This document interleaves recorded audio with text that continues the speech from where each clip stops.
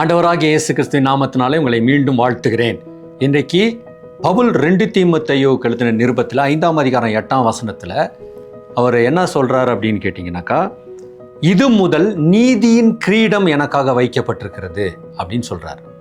நம்ம என்னுடைய வாழ்க்கையில் அது கிடைக்கல, இது கிடைக்கல, எனக்கு அது நிறைவேறல, நான் என்ன பண்ண போறேன்னு ஏக்கத்தோடு அப்படியே கவலைப்பட்டுட்டே உட்காந்துட்டு இல்லாதபடிக்கு நமக்கு கடவுள் அழியாத கிரீடத்தை வச்சிருக்கிறாருன்ற ஒரு பெரிய ஒரு நம்பிக்கையோடு ஒரு நல்ல ஜாலியாக நல்ல சந்தோஷமாக நம்ம இருக்கலாமே.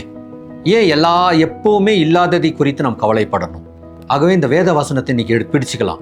பவுலை போல நம்ம சொல்லலாம், ஆண்டவரே எனக்கு ஒரு பெரிய கிரீடம் வச்சிருக்கிற, நான் எதை பற்றியும் கவலைப்பட மாட்டேன், அழிஞ்சு போகிறதுக்கெல்லாம் நான் ஃபீல் பண்ண மாட்டேன்.